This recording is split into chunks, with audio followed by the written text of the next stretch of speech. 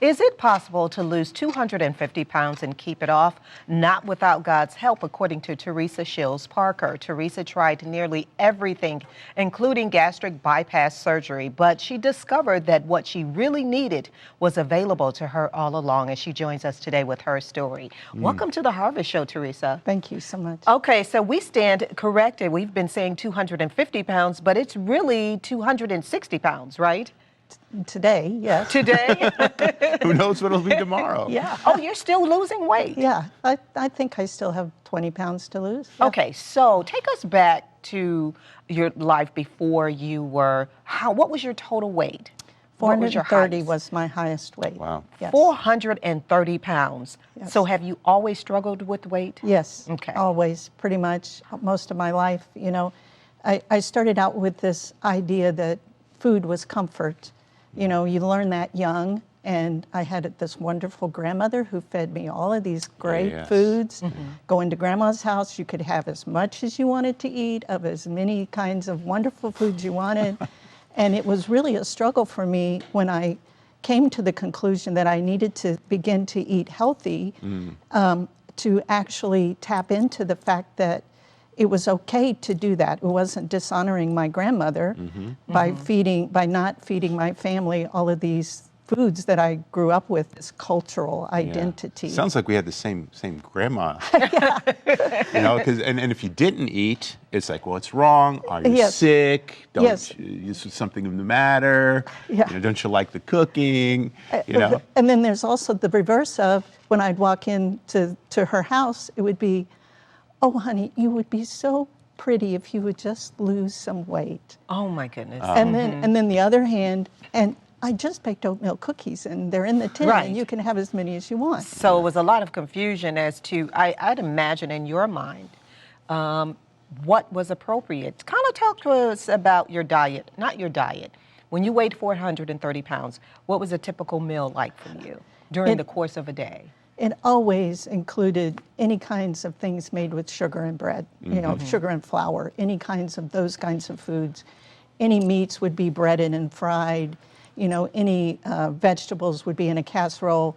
Any fruit would be in a pie, or, you know, some kind of sweetness added to it. So there was a lot of flour, a lot of sugar. That was just normal course of, you know, and everybody loved it because everybody loves sugar. And so then you get the accolades of, you know, this tasted really good, you know, and so then you continue to do that. So. I'm assuming that you had the whole yo-yo experience. What were some of the things you had tried and then really, you know, not fell back on, but found out that they didn't, the results weren't sustainable? I tried everything. I mean, every diet out there I would try, you know. Did they work temporarily? Or? They work temporarily. I've lost 100 pounds probably 5 times in my lifetime. Wow. A lot of the things that worked best for me were low carb and high protein. And so I knew that those worked, but my approach to it was, okay, so I will go on this for this short term. Until I reach this weight. Until I reach this goal, and then I reward myself, and I will go back to the way I was eating.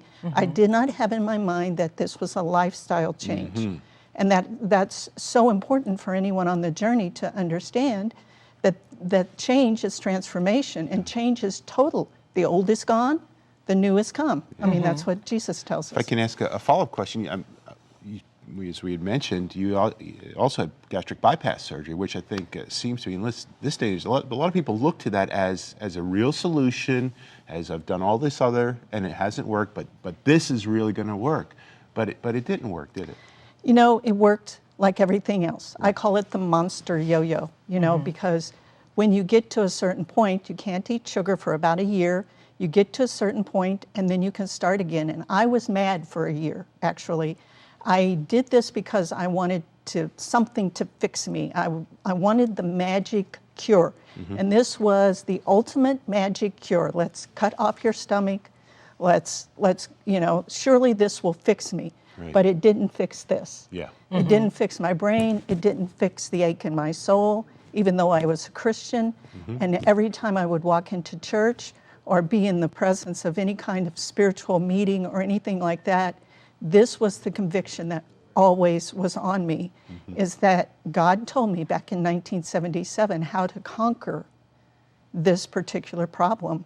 And I had it written in my prayer journal at least 5 times throughout the years. And it was very direct. Stop eating sugar, eat more meats, fruits, and vegetables, and stop eating so much bread.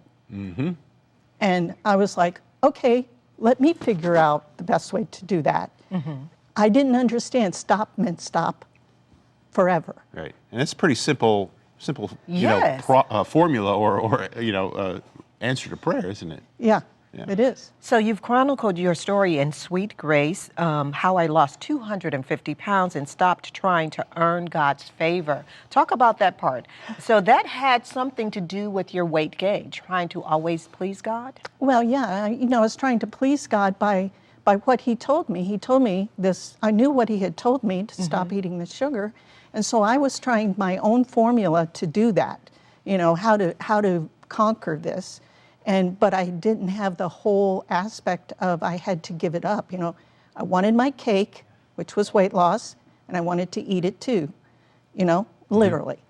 And that just doesn't work. And, so I knew I couldn't lose, I'd failed at losing weight all of this time. And every time I would lose weight, I'd gain it back plus more. And so, then I would try to earn His favor with other things. Let me write more stories. Let me, teach more Sunday school classes. Let me do this. Let me exhaust myself working, trying. And so none of those things worked, but when you went back to the simple basics that God gave you, you started to experience, would you say, dramatic weight loss? Yes. And the aspect of just understanding surrender, understanding that I am laying sugar on the altar for God. That's what I'm doing. I'm laying it down. I stop the sugar and I start eating healthy. His plan was a stop-start. And I talk a lot about stop-start in my weight loss coaching group and other places where I talk to those who are extremely overweight and how do we do this.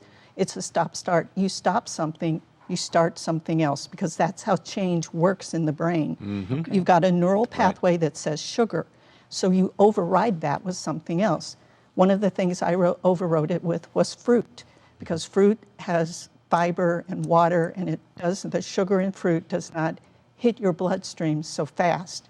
So that was one of the ways for the first year that I got off of the sugar, was by going to fruit. We're talking about that transformation that has to take place in the mind, and it reminded me of Scripture. Don't be conformed to this world, but be transformed by the renewing of your mind. So when you started to renew your mind, some 10 years ago, you started to experience success, but it's a lifestyle change is what you're saying. Yeah, and actually, I didn't start renewing my mind until after, because gastric bypass was 10 years ago. Okay. Until about, 2 years after that, 2 to 3 maybe years after that, when I started understanding these processes. There are a lot of lies that we believe. One lie I believed was that food equals love. So, if I feed, when I would feed my family, my extended family especially, I would put on the spread, the hot rolls and the gravies and the mashed potatoes and all of that kind of stuff. Wrapping my brain around that took a little bit of time. I started eating healthy, but then when I would have family over, I would still do the spread, and I finally came to the realization that that's not what love is. Love is sharing healthy kinds of things because God told us to choose life. Yeah. I mean, it's so easy. I mean, He gave us a multiple choice, life or death.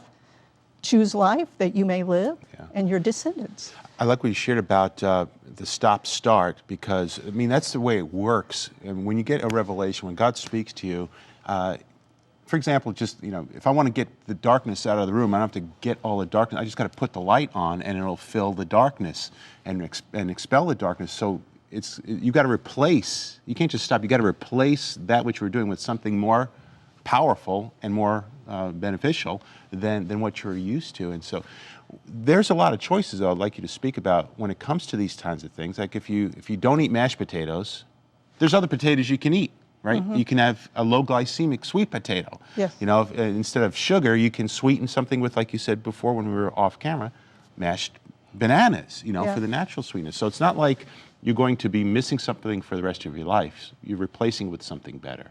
It's really changing your mind, which we talked about, that verse in Romans. It's changing your mind. It's transforming the way we've thought and the way we've been programmed.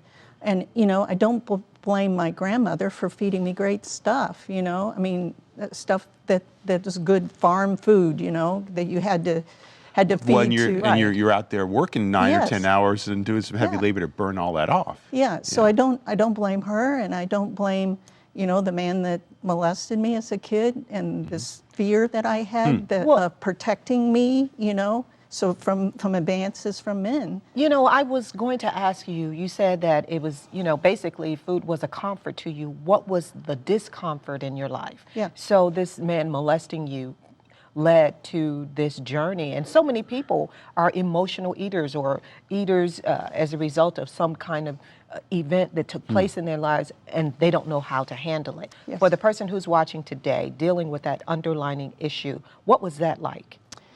Yeah, I came to the realization that I had, even though part of me wanted, to be healthy and to lose weight, part of me was okay with having this extra armor on my body. It protected me. It gave me distance, not only from men that might, I quickly learned that there were men in two categories, the good and the bad. And, how do I distinguish between those two? Well, you put this protection on, so then you're distinguishing, then if they're nice, they'll be okay to you, and if they're not, they won't. But that is difficult to get through, but basically forgiveness is the key. To forgive the person that did this to you, and to understand that God is not going to treat us that way, because in some ways this person that did this to me was a father figure because he was a friend of our family. And as a kid, I didn't feel like I could tell anyone because they might believe him instead of me, and then I would be ostracized. And so I kept that secret for years, and it's like you push it down and you feed it. You bury it and you feed it to be quiet, don't bother me, be quiet.